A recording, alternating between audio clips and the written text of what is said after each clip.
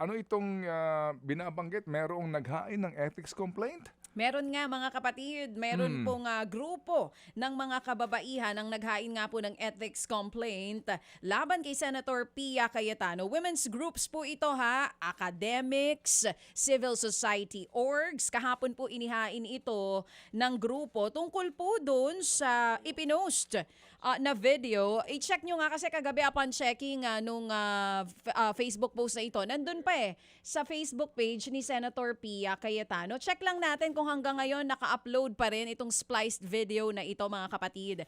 Sa mga hindi pa po nakakakita nitong splice or inedit na video, ayon po sa ilang mga grupo, ito daw po ay nagbibigay ng representasyon sa naging pahayag nga noong nakaraang linggo pa ni House Prosecutor at Akbayan na Representative Shell Jokno sa gitna po yan ng impeachment trial ni Vice President Sara Duterte.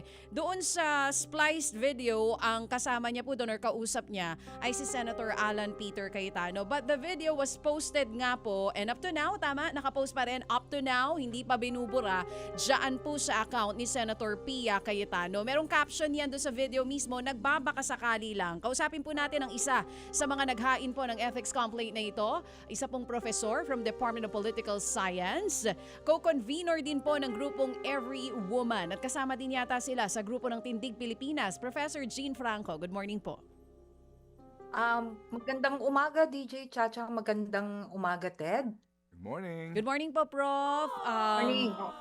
Eto nga po, una muna, ma'am, ano pong laman ng inyong ethics complaint at bakit po nagdesisyon ang inyong grupo na maghain nga po nitong ethics complaint laban kay Senator Pia Cayetano?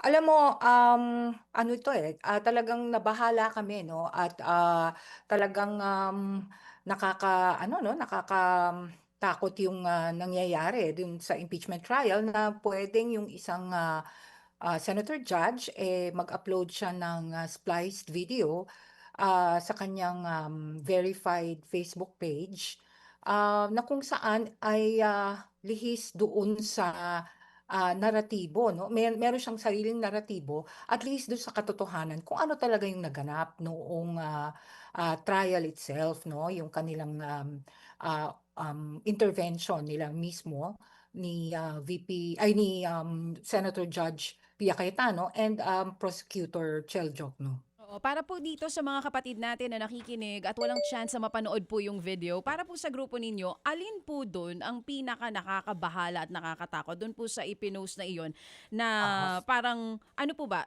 parang nagbago yung tunay na konteksto ng Yes, totoong oo. nangyari sa Kasi, impeachment? oo. Doon sa kanilang question sa, kumbaga, nung intervention ni Speaker, ay, sorry, Senator Judge Pia Cayetano, ang kanyang intervention ay gusto niyang malaman kung talagang fishing expedition, yung bid ng prosecution to subpoena the bank records. Kaya lang, ang sinagot sa kanya ni Rep. Jokno, hindi ito fishing expedition dahil ito ay may nakapag-establish ng probable cause noong pre-trial hearing sa House. Ngunit doon sa spliced video, may mga nabura, no? Mm. Na nagmumukhang inaamin ni Representative Jokno na spliced video nga, no? Ay, sorry, na kanyang fishing expedition nga, no? Ang kanyang ang ginagawa ng prosecution, which is actually farthest from the truth, no? So doon sa aming complaint, in-identify namin yung mga sentences na nawala doon sa spliced video. Oo. At ma'am, para po sa mga nakikinig sa atin ngayon, bakit po mahalaga na marinig din siyempre ng publiko kung ano yung naging pahayag ni Representative Shell Jokno? Well, dahil kailangan kung ano talaga yung lumabas doon sa impeachment trial, kung ano talaga ang totoong napag-usapan nila as recorded, yun dapat ang lumabas. Hindi yung parang nalilihis sa katotohanan, Oo. yung na-post na video. Alam mo, sa impeachment trial, hindi lang naman si VP Sara ang on trial, yung mga senator judges din. Kasi at the end of the day, kailangang impartial, fair at legitimate, no, yung kahihinatnan nitong impeachment trial. higit sa lahat. Oo. Professor, specific kayo doon ano, sa splice videos na yon yung may sagutan po si Shell Jokno, na Mhm, kaunti may mga hindi isinama, and then yung nandoon din po si Senator Alan Peter Cayetano. mm. May information po ba kayo kung ito ba edited by Senator Pia Cayetano's group, or kinuha po ba ito sa isang, sabihin na natin na vlogger, ni-repost lang? Saan po galing mismo yung video? Anong balita doon? Wala kaming information regarding that, but as of yesterday, nakita namin na nakapost pa rin siya doon sa verified Facebook page ni Senator Judge Pia Cayetano. So talagang nakakabahala. Binigyan naman namin ng sapat na panahon ano bago kami nag-file ng complaint para tingnan kung iti-take down niya yung post, pero hindi talaga eh, no? Ano pong pinagkaiba nito doon sa mga nagsasabi na kayo naman, kung pupuntahan nyo naman, yung ibang mga senador o ibang mga mambabatas natin, meron din naman silang kanya-kanyang post nila. Ano pong pagkakaiba nun dito po sa ipinost mismo ni Senator Pia, para mas maintindihan lang din po ng publiko? Magandang tanong 'yan dahil kasi talagang ano, nabura kung ano yung, pinag-usapan nila. Alam mo yung, lahat ng, discussion sa MAPA Senado as a legislative institution or yung MAPA Senado as an impeachment court, lahat 'yan recorded. Lahat 'yan public record 'no. So parang na-tamper 'no, yung public record na ito, doon sa splice video at nakakabahala na senador mismo 'no, senador mismo ang, nag-post nito. 'Di ba lahat naman tayo, nilalabanan natin ang disinformation. Pero kapag, senador yung stature niya hindi naman siya ordinaryong tao ang nag-post ng disinformation, ng false narrative, talagang, dapat talaga siyang i-call out at, karapat-dapat lang talaga na may complain, 'di ba? Wala pa po siyang pahayag sa ngayon ano, pero kung sakali man po, kasi alam naman natin itong mga politicians natin who have Facebook pages or kung ano man yan, social media accounts, meron silang mga tinatawag na ano na mga content creator teams nila. Kung ang gawin niya pong dahilan ay sabihin niya na, naku po, hindi ako nag-post niyan, isa sa mga team ko, tatanggapin po ba iyon ng inyong grupo? Paano po? Alam mo, yung ano kasi kapagka nilagay mo sa post mo lalo na official Facebook page yun, verified Facebook page, meron ka ng accountability dun 'no, kahit sino pa yung nag-ano nun, sumulat nun. Parang yung mga ano rin ito, yung mga speeches na alam naman natin ginawa ng mga speechwriters, pero kapagka sinabi mo na yon, binanggit mo na sa floor, dineliver mo na, iyon na yun, 'di ba? Mm, So yun yung ano, yun yung, dilemma dito ni oo. Senator Cayetano. Hindi puwede idahilan ano, kahit pa sabihin mo na team ang gumawa, kung sakali man 'yun ang maging dahilan. Kasi up to now, hindi nga natin alam kung anong magiging sagot dito ni Senator Pia Cayetano. Even kami po, humihingi rin kami ng panayam sa kanya ukol po dito sa inihain nga Mm. na ethics complaint. Pero ano po ang hinihingi ninyo na gawin sana ng Senado dito po sa video na ito? Doon sa complaint namin, in-identify namin 'no, meron kaming matrix kung saan nandun yung ito yung nangyari according to the impeachment journal at saka yung ano yung ikinalabasan ng splice video. Tapos doon sa, hiling namin sa Senado na i-hear ito dahil ito ay isang, pangyayari na hindi karapat-dapat na nangyayari during the trial at, i-hear ang complaint na 'to at, bigyan ng karampatang, sanctions according to the rules of the Senate. O anong sanction po kaya ang nakikita ninyo na Oo. nababagay po dun sa ginawa po ng senadora? Yeah, oo. Alam mo, since first time ito na nangyari, 'no, na may ganitong, issue, hindi rin namin alam pero ang nilagay na lang namin doon sa, complaint ay, kung ano man yung, nakasaad sa rules ng Senate at saka kung ano yung, karampatang disciplinary actions na normally ginagawa nila sa mga ganitong pangyayari. Oh, and to inform the public, kasi ako po hindi, ano po mismo 'yon? May nakalagay pong sanction mismo para po sa mga senator judges natin kung sakali man may gawin silang ganito? Ano pong nakalagay doon? Wala. Ang nilagay ang, Mhm. sinabi namin, and I quote, no, in the light of the foregoing, we respectfully request that the Senate Committee on Ethics and Privileges initiate an inquiry into Senator Pia Cayetano's actions and determine the appropriate response under the Senate's Rules and Disciplinary Authority. Oo, Yun ang kung hindi po ito, ang gusto niyo po inquiry, investigation tungkol po dito sa nangyari, kung di po ito aksyonan ng Senado, ano pong plano ng inyong grupo at ano po ang magiging implication nito sa impeachment process ngayon?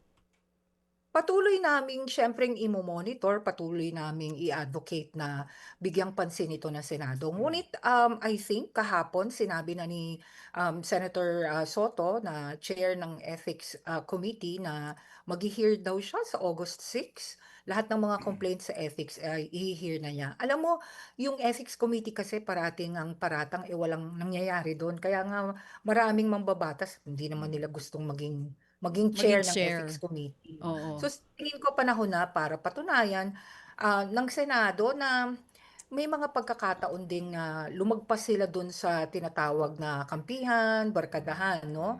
Para ipakita nila na ang Senado may kakayahang, no?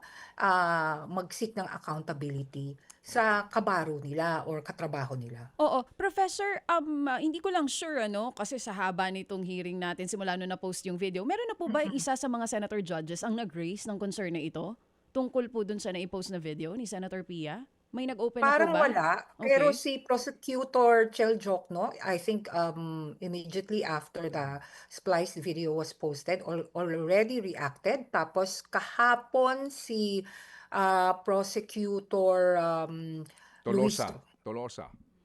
si Tolosa Mm. nagsabi rin, yung spokesperson. Oo. Kasama nga po namin siya kahapon. Ang naging reply nga po niya dito ay nakababahala po. Yun po ang naging tugon niya. So, ito rin po yung maganda makakataon na profesor, yung pong hearing ng Ethics Committee, kung magkakaroon man, na mapakinggan ang panig, no, ni Senator Pia para, kumbaga, due process na ang inyo rin pong hinihingi. Ano po, profesor?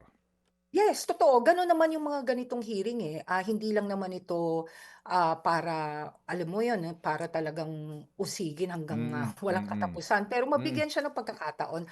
Alam mo, mm, magandang leksyon din ito, no, sa mga politiko kasi nagbabago, no, ang mode of communication nating mm, lahat at mm. lalong-lalo na the way you communicate to your constituents, no, yung mga politiko. So, siguro, maganda rin na sa pangkalahatan, magbalangkas din siguro ang Senado kung ano ang maaari nilang gawin sa mga ganitong incidents. Hindi lang kung may impeachment trial, kundi sa future activities ng Senado. Okay, so sa kabilang banda ho naman po no, ng issue dito po sa impeachment trial, kung mamarapatin niyo po, Professor, ano po ang inyong reaksyon bilang isa po sa mga ginagalang na political scientist po sa ating bansa?